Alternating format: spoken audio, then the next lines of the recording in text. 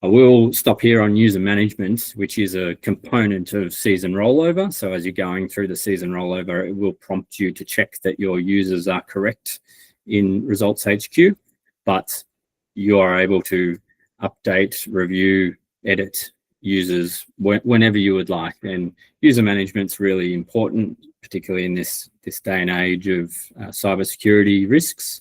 So we have a number of different user types. Ultimately, an administrative user such as yourselves most likely have access to potentially quite a lot of sensitive information, personal information about your members, and therefore it's quite important that only the right people continue to have access to your Results HQ profile.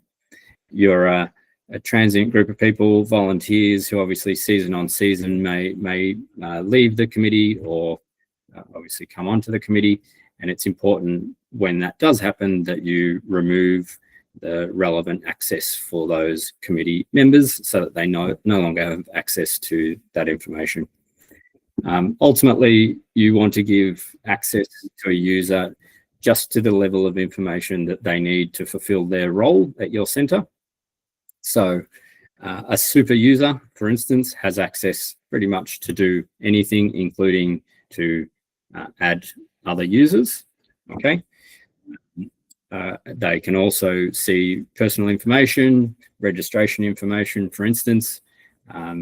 So with that comes dates of birth, addresses, things like this. So obviously quite sensitive information, as opposed to, for instance, a results entry user type, which only has access to the particular results entry screens and obviously a name and an age group of an athlete, but not necessarily their full date of birth and address.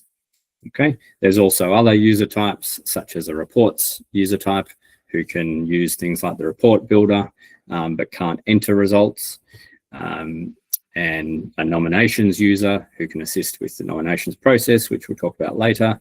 And there are some user types that are specific to Race HQ and app usage.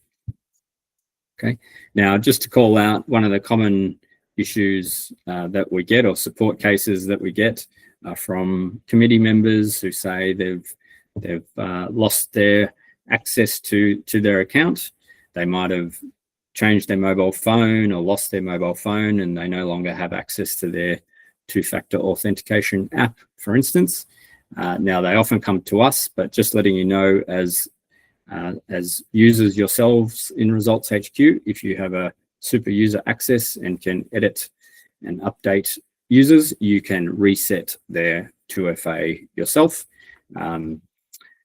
So that's a handy tip. You can find some information if you look in our support forum, which is support.timingsolutions.com.au. If you type in two-factor authentication, for instance, you'll get quite a bit of information there about how to go about that. Okay. On the topic of two-factor authentication, most of you would be familiar with it. We implemented it several years ago. It's very common in applications that do have sensitive information in them. Ultimately, it's a secondary password, effectively. So in today's age, unfortunately, passwords can be lost.